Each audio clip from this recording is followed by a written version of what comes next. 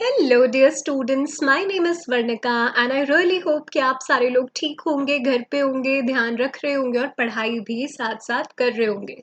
क्योंकि देखो ये ऐसा टाइम है कि अगर आपने इस टाइम पे पढ़ाई कर ली ना, या फिर मतलब कुछ भी आपके अगर ड्रीम्स थे उनकी फुलफिलमेंट में थोड़ा सा एफर्ट कर दिया, तो आपको उन ड्रीम्स को अचीव करने से कोई नहीं रोक पाएगा। ठीक है, देखिए आज हम क्या करने वाले हैं, आज हम इंग्लिश में करने वाले हैं कंडीशनल सेंटेंसेस। जो भी डाउट्स होंगे make sure you ask it in the comment section. ठीक है, I will reply to them.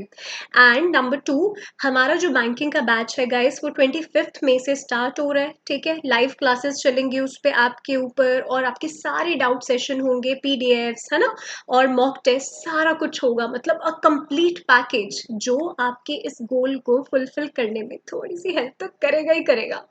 ठीक है जी, चलिए अब हम क्या स्टार्ट करेंगे, हम लोग स्टार्ट करेंगे आज का अपना टॉपिक। ठीक है, वो क्या टॉपिक है, the topic is conditional sentences. एक सेकेंड, देखो जरा, एक मिनट, let me put it as a ball pen. ठीक है, अब देखो हमने क्या करना है, हमने आज करना है conditional sentences, right. Conditional sentences की अगर हम बात करें तो देखो वो क्या होते हैं, ये हम बेसिकली बोलते हैं अपनी कंडीशन को। और कंडीशन हम किसी भी सेंटेंस में कैसे दिखाते हैं, हम इफ से दिखाते हैं। ठीक है, इफ से हमें कैसे दिखाना है, एक मिनट, ओके, यस। अब देखो इफ से हमें कैसे दिखाना है, इफ का मतलब क्या होता है, अगर, है ना। जब भी आपके सेंटेंस में ये अगर वाला पॉइंट आएगा, हमेशा आपने वहां पे क्या लगाने हैं, कंडीशनल सेंटेंसेस लगाने हैं। ठीक है, वेरी इंपॉर्टेंट कॉन्सेप्ट हमारे एग्जाम में, मतलब एक आधा क्वेश्चन इसमें से पक्का ही आता है, हर एक एग्जाम में आता है। तो मेक श्योर इस टॉपिक को तो बहुत अच्छे से कर लो। ठीक है, चलो देखो अब हम स्टार्ट करेंगे अपने टाइप्स कौन कौन सी होती है। एक होता है zero conditional, type 1, type 2 and type 3। ठीक है, एक टाइप 1 कंडीशनल होगा, टाइप 2 होगा, टाइप 3 होगा, जीरो कंडीशनल्स होते हैं। चारों का यूसेज बिल्कुल अलग अलग होता है। तो अब हम वही देखेंगे कि चलो ठीक है भाई, कंडीशनल के टाइप्स तो होते हैं लेकिन इनका यूसेज कहाँ कहाँ होता है। ठीक है, ओके, तो लेट्स सी कहाँ कहाँ यूज करते हैं। First of all we have to do zero conditionals. देखो ये ना जीरो कंडीशनल्स आप यूज बहुत करते हो, लेकिन आपने इसके बारे में सुना बहुत ज्यादा नहीं होगा, राइट। तो जीरो कंडीशनल्स क्या होते हैं, देखो एक सेंटेंस में क्या होता है, कम से कम दो तो क्लॉज भी होंगे। फर्स्ट पोर्शन को हम इफ क्लॉज बुला सकते हैं, अगले को हम मेन क्लॉज बुला सकते हैं। ठीक है, इफ क्लॉज हमारे सेंटेंस में क्या बताता है, कंडीशन, और मेन क्लॉज सेंटेंस में क्या बताता है, उसका रिजल्ट। ठीक है, कंडीशन एंड रिजल्ट। तो देखिए इसका ना आपको एक स्ट्रक्चर पक्का याद रखना है। जब तक आप स्ट्रक्चर याद नहीं रखोगे आपको हमेशा दिक्कत आती रहेगी। तो देखो क्या है, इफ वाले केस में ये रहेगा सिंपल प्रेजेंट। सिंपल प्रेजेंट का क्या रूल होता है, subject along with first form of verb and object. ठीक है, मेन क्लॉज में क्या रहेगा, सिंपल प्रेजेंट। अब देखो ये आप ना यूज बहुत करते हो, आपको याद नहीं होगा क्या है ये, सिंपल प्रेजेंट, एंड दूसरा भी सिंपल प्रेजेंट ही है। ठीक है, if this thing happens that thing happens, right. अगर ये चीज होती है तो दूसरी चीज भी होगी। और ये हम कहाँ लगाते हैं गाइस, ये हम लगाते हैं जनरली यूनिवर्सल ट्रुथ्स के साथ। ठीक है, जहां पे भी हम यूनिवर्सल ट्रुथ की बात करेंगे वहां पर हमेशा हमें क्या लगाना है, जीरो कंडीशनल्स लगाने हैं। और जीरो कंडीशनल्स में क्या होता है, सेंटेंस के जो दोनों पोर्शन होते हैं ना, आपके दोनों के दोनों हमेशा सिंपल प्रेजेंट के रहते हैं। ठीक है, चलो इसके थोड़े से एग्जांपल्स देखेंगे। देखो ये क्या है, द टाइम इज नाउ और ऑलवेज। ठीक है, ये आपका इंपॉर्टेंट आ गया, टाइम इज नाउ और always, and the situation is real and possible. Very important कि यहाँ पर जो टाइम है ऑलवेज होता है। ऑलवेज का मतलब क्या हुआ, यूनिवर्सल ट्रुथ। ठीक है, जो टाइम है वो क्या होता है, यूनिवर्सल ट्रुथ। और जो उसका रिजल्ट है वो आपका रियल भी होता है, पॉसिबल भी होता है, मतलब काम हो सकता है, इमेजिनरी केसेस नहीं होते, काम हो सकता है। ठीक है, चलो इसके कुछ एग्जाम्पल्स करते हैं। एग्जाम्पल्स में क्या है, फर्स्ट देखो, if people eat too much they get fat. अब देखो ये तो हमारा एक नॉर्मल सा केस है ना, कोई भी अगर इंसान है, अब क्या है, लॉकडाउन हुआ है, मैं गारंटी करके कह सकती हूँ आप में से काफी लोग ऐसे होंगे जिन्होंने लॉकडाउन में अच्छा खासा खाया, ठीक है, और सबका वजन ना अब 1 2 3 किलो बढ़ गया हुआ है, सबके साथ हुआ है। हाँ, तो यहाँ पर क्या है, वही केस है कि इफ पीपल ईट, देखो इफ वाले केस को हम क्या बोलेंगे, कंडीशनल क्लॉज बोलेंगे, है ना। इफ के साथ मैंने क्या लगाया यहाँ पे, I have put first form of verb here, कि अगर लोग बहुत ज्यादा खाते हैं तो वो मोटे हो जाते हैं, है ना, उसका रिजल्ट ही तो है। तो यहाँ पर ना जो भी आपका यूनिवर्सल फैक्ट है, if anything is universal fact और वो जो सिचुएशन है वो रियल भी है, पॉसिबल भी है, तो उस केस में हमें क्या लगाना है, इफ के साथ जो दोनों पोर्शन लगाने हैं वो हमें हमेशा फर्स्ट फॉर्म के लगाने हैं, ठीक है। अगला देखो, you get water if you mix hydrogen and oxygen. अब ये भी हमें पता है ना, कि अगर हाइड्रोजन और ऑक्सीजन को मिक्स किया जाता है तो उसका रिजल्टेंट क्या बनता है, वाटर बनता है। अब आप सोच रहे होंगे यहाँ पे तो स्टार्टिंग में इफ आया नहीं है, हाँ, तो देखो वो चीज ना कभी भी जरूरी नहीं होती कि जो इफ है स्टार्टिंग में ही आए। आपका इफ इस तरीके से सेंटर में भी आ सकता है, तो ये आपका रहेगा रिजल्टेंट क्लॉज, ठीक है। और ये वाली आपकी क्या रहेगी, ये रहेगी आपकी कंडीशन, ठीक है। क्या किया हमने यहाँ पे, if you mix hydrogen and oxygen you get water. तो चाहे आप रिजल्ट पहले लिखो चाहे बाद में लिखो, उसका फर्क नहीं पड़ता। लेकिन गाइस आपको सिर्फ और सिर्फ याद रखना है, तो क्या रखना है, यू हैव टू रिमेम्बर कि जो सेंटेंस हमारे सामने है उसमें दोनों पोर्शंस हमारे कौन से होने चाहिए, सिंपल प्रेजेंट वाले होने चाहिए, ठीक है। ये देखो, if babies are hungry they cry. अब क्या है, अगर बेबीज हंग्री होंगे तो वो रोएंगे, है ना। तो ये भी हमारा यूनिवर्सल ट्रूथ है। तो यू हैव टू रिमेम्बर कि जब भी हम किसी यूनिवर्सल फैक्ट की बात करेंगे या यूनिवर्सल ट्रूथ की बात करेंगे, वहां हमेशा क्या आएगा, इफ के साथ आएगा, ठीक है। ओके, अब कुछ इसके एग्जांपल्स मैं आपको बता देती हूँ लिखकर, राइट। क्या है देखो, इफ यू टच फायर, ठीक है, यू गेट बर्न्ड। अब यहाँ पे देखो क्या किया हमने, इफ यू टच फायर, के अगर तुम फायर को टच करते हो तो तुम जल जाओगे। दोनों पोर्शन क्या है, फर्स्ट फॉर्म, बिकॉज ये क्या है, आपका यूनिवर्सल ट्रुथ है ना। अगला देखो, snakes bite if they are scared, ठीक है। इसका मतलब क्या है कि जो स्नेक्स हैं, देखो जब तक वो डरते नहीं है ना तब तक स्नेक्स काटते भी नहीं है ना। अगर स्नेक्स डरेंगे तो क्या होंगे, वो बाइट भी करेंगे। तो मैंने क्या किया, देखो ये है रिजल्टेंट क्लॉज, ये मैंने पहले लिख दिया, बाद में है कंडीशनल क्लॉज। तो यहाँ पे अगर इफ है तो यहाँ मैंने क्या किया, फर्स्ट फॉर्म, ये कौन सी वॉइस है, पैसिव वॉइस है, ठीक है क्या है, ये अल्टीमेटली फर्स्ट फॉर्म ही है, और फर्स्ट वाले में भी क्या है, फर्स्ट फॉर्म, ठीक है। तो I hope you guys get zero conditional sentences कि उसमें क्या करना है, हमें दोनों पोर्शंस को सिंपल प्रेजेंट में रखना है। जब तक हम दोनों पोर्शंस को सिंपल प्रेजेंट में नहीं रखेंगे तब तक सेंटेंस में कोई ना कोई गड़बड़ होती रहेगी, ठीक है। तो मेक श्योर कैसे करने हैं इनको।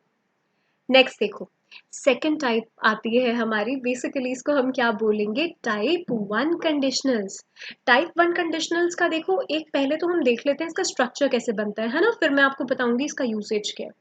सबसे पहले लगाना है आपको इफ, फिर सिंपल प्रेजेंट। सिंपल प्रेजेंट का मतलब क्या हुआ, फर्स्ट फॉर्म। दूसरा क्या हुआ आपका, फ्यूचर, मतलब कि विल शैल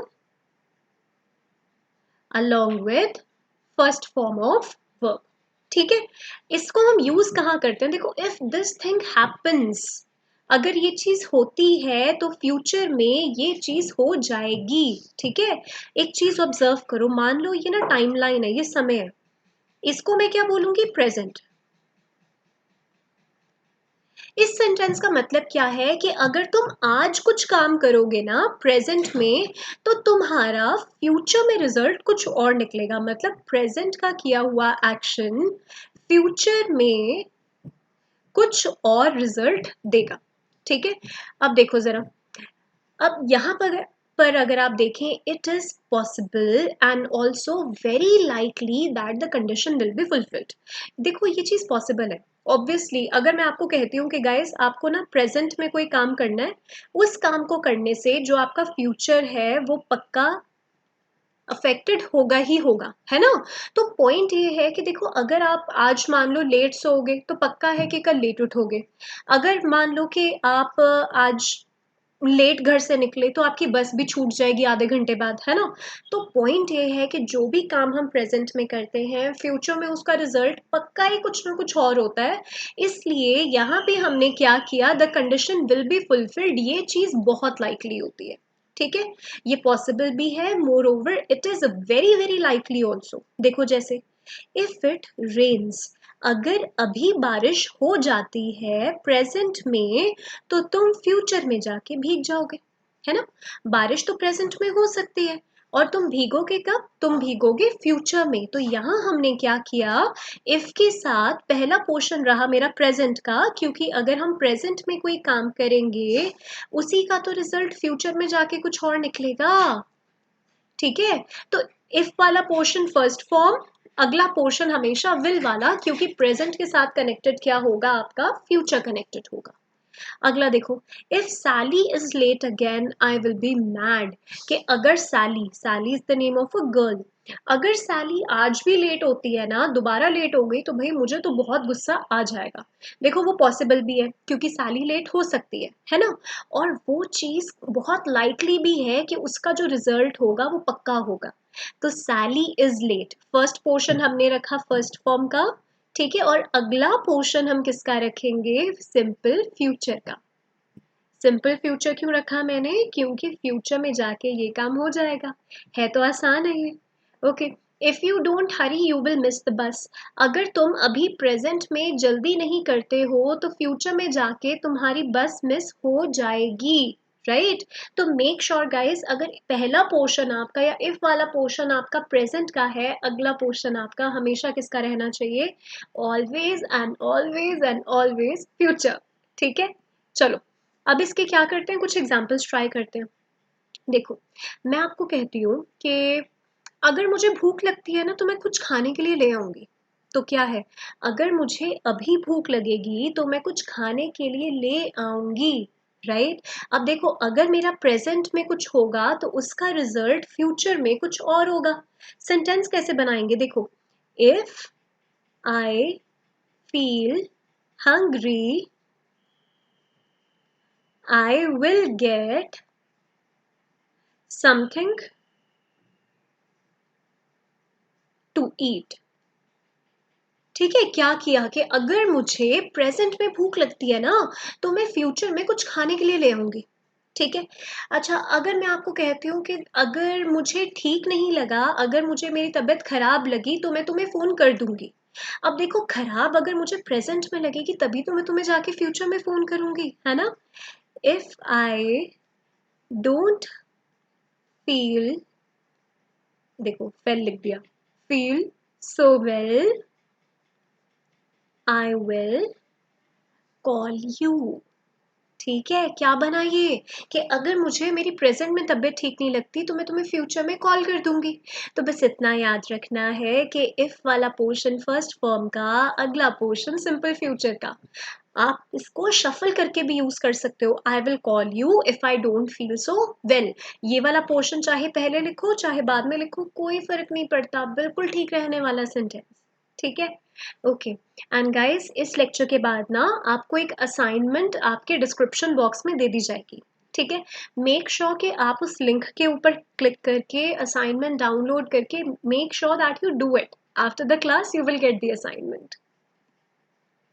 ओके, अब हम बात करेंगे अपनी अगली टाइप की, जिसको हम क्या कह के बुलाते हैं, टाइप टू कंडीशनल्स। ठीक है, टाइप टू कंडीशनल्स का मतलब क्या होता है कि देखो, पहले तो इसका स्ट्रक्चर देखते हैं फिर मैं आपको समझाती हूँ। इफ के साथ पहला पोर्शन क्या रहेगा आपका, सिंपल पास्ट का। ठीक है, ओके। अगला पोर्शन हमारा क्या रहेगा, प्रेजेंट कंडीशनल। प्रेजेंट कंडीशनल का मतलब होता है कि सेंटेंस में वुड होना चाहिए। आपको याद रखना सिंपल प्रेजेंट नहीं बोला, प्रेजेंट कंडीशनल बोला, ठीक है, तो वो वुड रहेगा। उसके बाद में देखो, if this thing happened, happened का मतलब क्या हुआ, second form, that thing would happen. Would happen का मतलब क्या हुआ, कंडीशनल प्रेजेंट के वुड के साथ आपने क्या लगा दी, फर्स्ट फॉर्म ऑफ वर्ब लगा दी, ठीक है।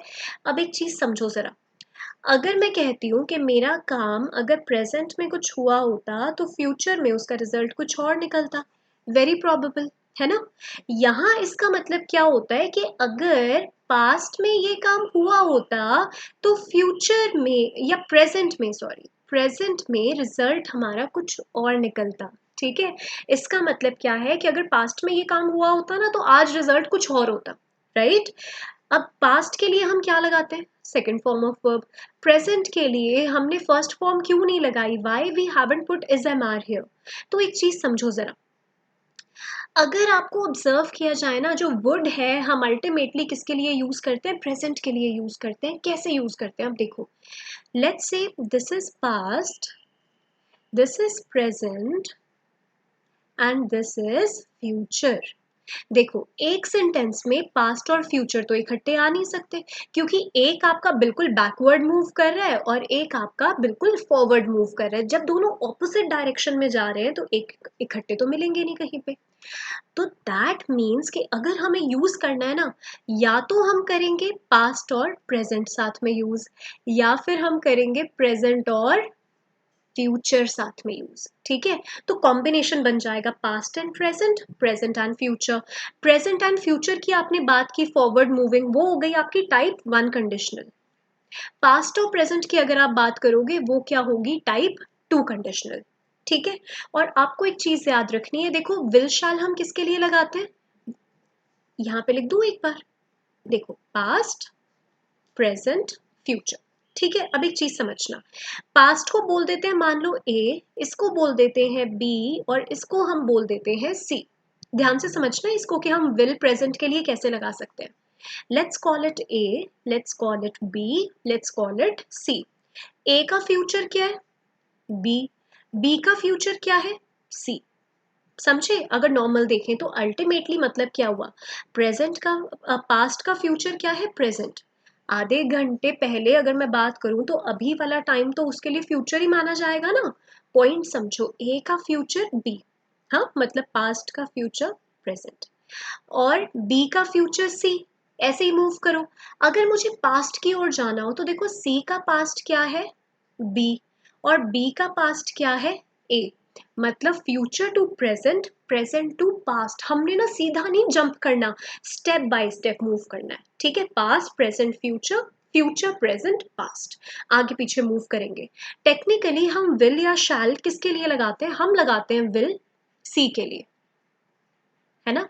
विल का पास्ट क्या होता है, वुड होता है। अब मुझे पता है कि अगर मुझे वुड की बात करनी है तो मैं एकदम से तो जंप नहीं कर सकती ना पास्ट में, मैं तो स्टेप बाय स्टेप जाऊंगी। तो मेरा वुड कहाँ पे आके फंस जाएगा, वुड फंसेगा यहाँ पर, समझे। तो टेक्निकली जो वुड होता है ना वो हम किसके लिए लगाते हैं, अपने प्रेजेंट के लिए लगाते हैं। बस इतना याद रखो, स्टेप बाय स्टेप मूव करना है ना। अब देखो, फ्यूचर का पास्ट क्या है, जहां पे हम अभी बैठे हुए हैं, राइट। तो आप क्या बोल सकते हो कि विल शैल का पास्ट क्या है, वुड लगाते हैं, और वुड हम अल्टीमेटली प्रेजेंट के लिए लगाते हैं, जिसको हम क्या कहते हैं, प्रेजेंट कंडीशनल। थोड़ा सा ट्रिकी पॉइंट है, हाँ, लेकिन थोड़ा ध्यान से समझ के देखोगे ना आपको बहुत आसान लगेगा, आपको आराम से समझ आ जाएगा। चलो देखो, मतलब हमें ये पता लगा कि जहां पे भी हमें कहना हो कि पास्ट में ये काम हुआ होता तो प्रेजेंट में काम कुछ और हो जाता, वहीं पे ही हम टाइप टू लगाते हैं। देखो, it is possible but very unlikely. आपको याद रखना है जो टाइप टू होती है ना वो बहुत ज्यादा अनलाइकली होती है कि कंडीशन फुलफिल होगी, कंडीशन उसमें फुलफिल नहीं हो सकती। ये आपको इंपॉर्टेंट पॉइंट याद रखना है। यहाँ पे the situation is hypothetical. Hypothetical का मतलब है वो रियल नहीं है, वो इमेजिनरी सिचुएशन है, ठीक है। पॉसिबल तो है कि अगर वो काम हुआ होता तो आज कुछ और हो जाता, लेकिन वो चीज अनलाइकली भी है, क्योंकि जनरली यहाँ सिचुएशन एक्चुअल में नहीं होती, यहाँ पे वो इमेजिनरी होती है। देखो जैसे, if it rained you would get wet. अगर बारिश हो जाती या हुई होती तो तुम अभी भीग जाते। पहला पोर्शन मेरा किसका आया, पास्ट का, अगला पोर्शन किसका आया, प्रेजेंट कंडीशनल का। ठीक है, पास्ट से प्रेजेंट ही तो मूव करोगे ना, आगे आगे ही तो बढ़ना है हमें। तो फर्स्ट पोर्शन में हमने क्या किया, सेकंड फॉर्म लगा दी, अगले में हमने वुड के साथ क्या लगा दी, फर्स्ट फॉर्म ऑफ वर्ब।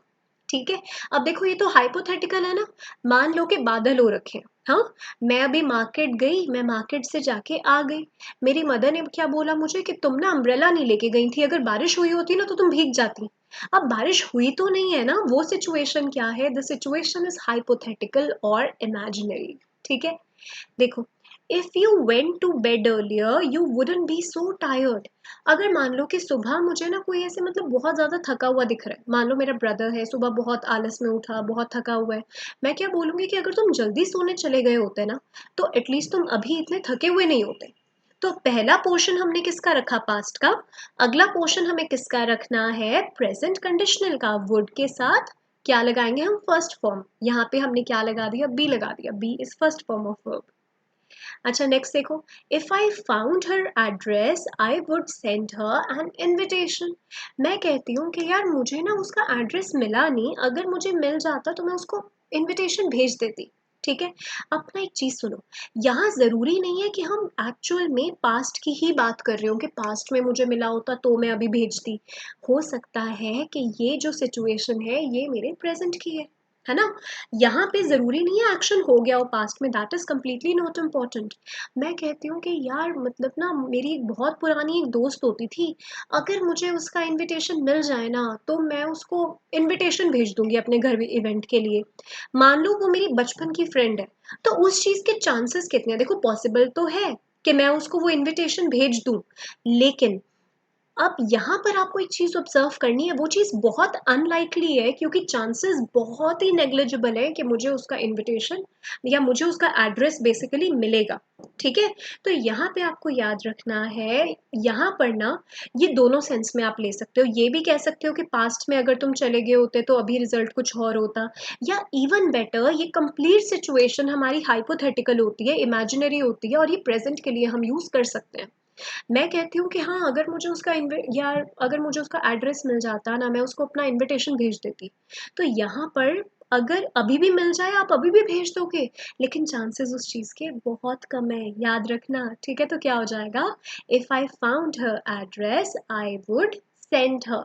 ठीक है, तो पॉइंट इज दैट जरूरी नहीं है कि एक्शन ना हो भी सकता है। एग्जाम्पल देखो, if they offered you a job, would you accept it? अब देखो, यहाँ पे ना जरूरी नहीं है कि ये जो पर्सन जिससे हम बात कर रहे हैं वो ऑलरेडी जॉब इंटरव्यू दे आया है या नहीं दे के आया, ये क्या है, कंप्लीटली हाइपोथेटिकल है। ठीक है, हाइपोथेटिकल का मतलब क्या होता है कि अगर वो तुम्हें जॉब ऑफर कर दें तो क्या तुम उस चीज को एक्सेप्ट करोगे। तो उस चीज में आपने क्या किया, इफ के साथ सेकंड फॉर्म और वुड के साथ में फर्स्ट फॉर्म ऑफ वर्ब। ठीक है, अगर वो आज भी आपको ऑफर दे दें तो क्या आप आज भी करोगे, लेकिन इस चीज के होने के चांसेस बहुत नेग्लिजिबल हैं, अनलाइकली हैं, इसीलिए यहाँ पे हमने टाइप 2 कंडीशनल लगाया है। ठीक है, देखो, इफ शी cared enough, ठीक है, she would have a dent free car। हाँ, कि if she cared enough she would have a dent free car, कि अगर उसने बहुत ज्यादा वो केयर करती ना तो उसकी डेंट फ्री कार होती। तो जरूरी नहीं है ये पास्ट की बात है, ये हाइपोथेटिकल है। हो सकता है कि वो लड़की अभी भी अपनी गाड़ी का ध्यान नहीं रखती और हम क्या बोल रहे हैं कि भाई अगर वो रख लेना तो उसकी कार डेंट फ्री रहे, लेकिन भाई नहीं रखती वो, है ना, तो this is a hypothetical situation. Okay, next की बात करते हैं, और ये हमारा आज का लास्ट कंडीशनल है, टाइप 3 कंडीशनल्स। ठीक है, इसमें क्या करना है, इफ प्लस पास्ट परफेक्ट और अगला पोर्शन परफेक्ट कंडीशनल का। ठीक है, क्या करना है, देखो परफेक्ट कंडीशनल, परफेक्ट कंडीशन में क्या लगाते हैं, would have, third form of verb, पहले वाले के साथ had plus third form of verb, क्योंकि पास्ट परफेक्ट है, पास्ट परफेक्ट में हैड तो होगा ही होगा ना, ठीक है। तो you have to make sure कि इसका क्या करना है हमें, right.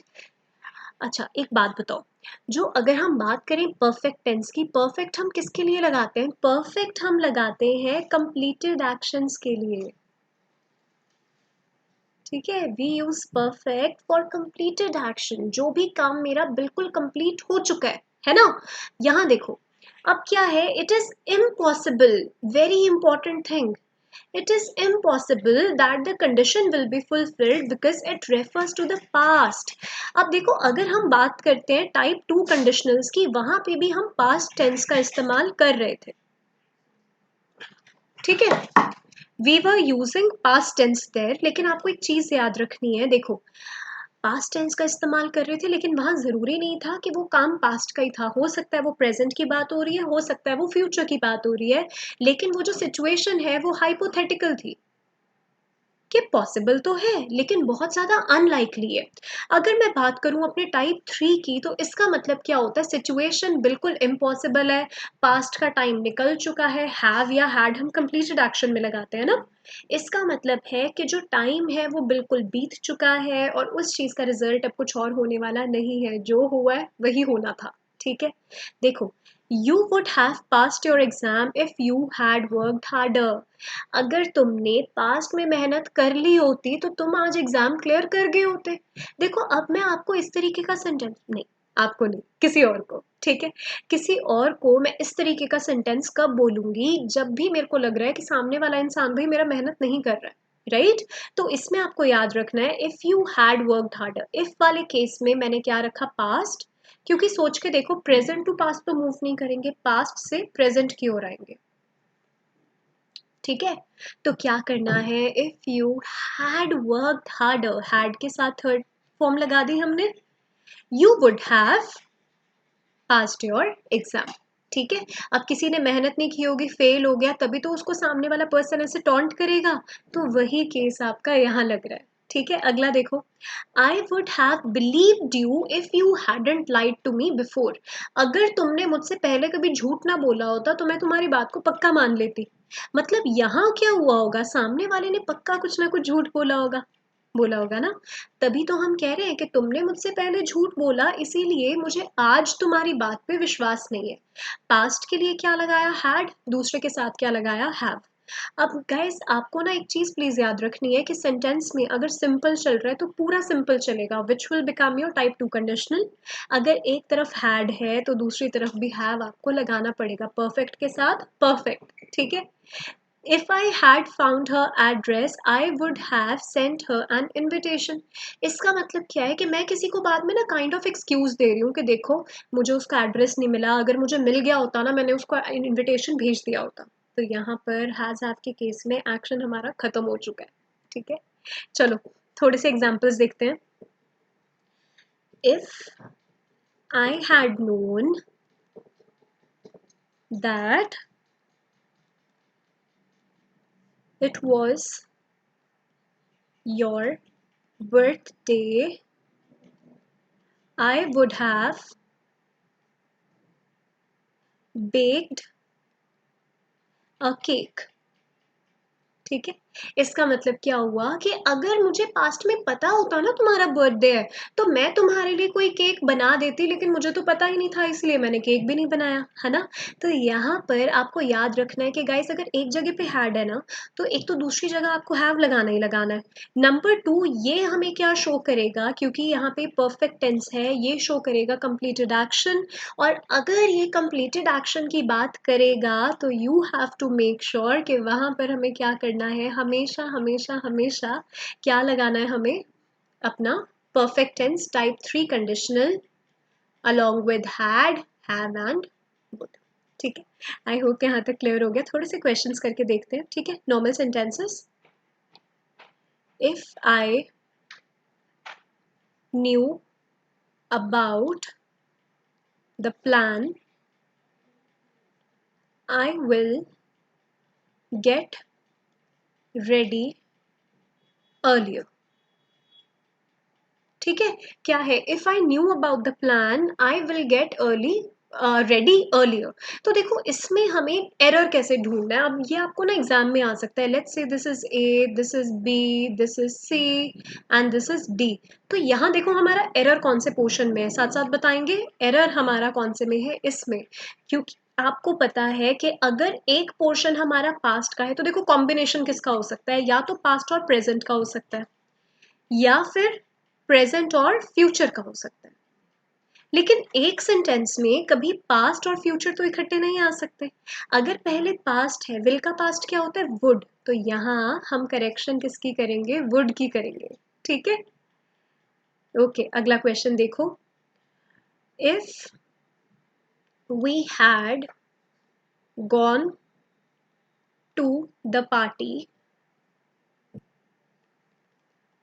We will meet Shahrukh Khan. ठीक है, मान लो हम किसी पार्टी में गए, वहां पे शाहरुख खान आया हुआ था, मैं कहती हूँ कि यार अगर हम भी उस पार्टी में चले गए होते ना तो हम भी मिल लिए होते। तो देखो ये कौन सी है, ये आपकी टाइप 3 कंडीशनल, क्योंकि काम ऑलरेडी आपका पहले ही खत्म हो चुका है ना। The action has already been completed, और हम बाद में जाके ना पछता रहे हैं थोड़ा सा। अब देखो यहाँ पे जरा, पहला पोर्शन में क्या है, हैड है, मतलब अगले में क्या आएगा, हमारा हैव आना चाहिए। लेकिन यहाँ विल आएगा नहीं, ये पास से शुरू हो रहा है, अगला क्या जाएगा, we would have met। Meet की जगह पे भी क्या कर देंगे, हम मेट कर देंगे। ठीक है, चलो और क्वेश्चंस देखते हैं। If you stand outside in summer for too long you will get a sunburn।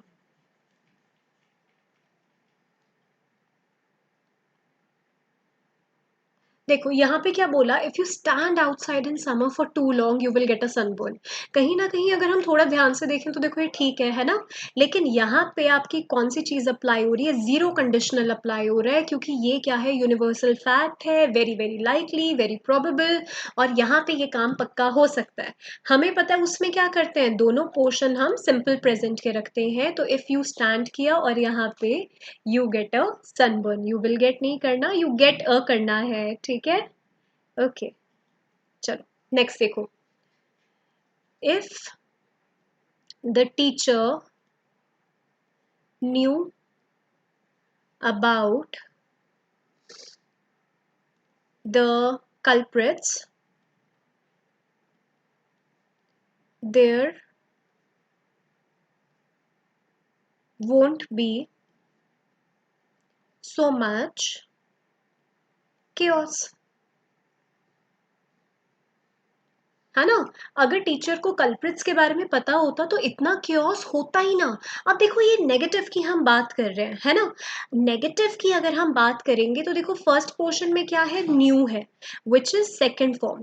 हमें पता है कि अगर एक में सेकेंड फॉर्म होती है, अगले में हमें क्या लगानी पड़ती है, वुड के साथ में कौन सी, फर्स्ट फॉर्म। यहाँ पर विल वोंट, वोंट किसकी शॉर्ट फॉर्म होती है, वोंट शॉर्ट फॉर्म होती है विल नॉट की, और would plus not becomes wouldn't. तो यहाँ वोंट की जगह क्या आना चाहिए, वुडेंट। ठीक है, तो आई होप गाइस कि आप लोगों को यहाँ तक थोड़ा समझ आ गया ये, हाँ कोई डाउट नहीं होगा। And that was it with our lesson guys. I hope कि आप लोगों को समझ आया। प्लीज कोई भी डाउट हो, make sure you ask in the comment box, साथ साथ पूछो ताकि हम उसको अच्छे से कर पाए। ठीक है, और आपको एक असाइनमेंट आपके डिस्क्रिप्शन बॉक्स में ना आफ्टर द वीडियो मिल जाएगी। ठीक है, make sure you download the assignment, do it. कोई डाउट आ जाए यहीं पे कमेंट कर दो, हम ले लेंगे। And yes, the new batch is starting on 25th मई। ठीक है, 25th मई को स्टार्ट हो जाएगा। Please call on this number ताकि हम आपको इसके बारे में और ज़्यादा डिटेल्स दे सकें। बट गाइस ये जो बैच है इसमें आपके 100+ लाइव क्लासेस होंगी। ठीक है, 200 प्लस आपकी इसमें पीडीएफ्स आपको दी जाएंगी प्रैक्टिस के लिए, स्पेशल डाउट क्लियरिंग सेशंस होंगे। ठीक है, मॉक टेस्ट आपके होंगे, मतलब रूटीन में आपके सब्जेक्ट वाइज तो मॉक टेस्ट होंगे ही होंगे, आपके वीकली सेल्फ इवैल्यूएशन टेस्ट होंगे। ठीक है, weekly topic wise self evaluation test, और आपको मतलब बिल्कुल एक्सपर्ट फैकल्टी पढ़ाने वाली है which is very experienced, very knowledgeable in the field. तो आपके जितने भी डाउट्स होंगे आपके सारे क्लियर हो जाएंगे और आपके बेसिस पे स्पेशल फोकस किया जाएगा। ठीक है, तो चलिए guys, with this our lesson is over. I hope कि आप सबको समझ आया, and I will see you all in our next video. Till then, goodbye. Thank you so much.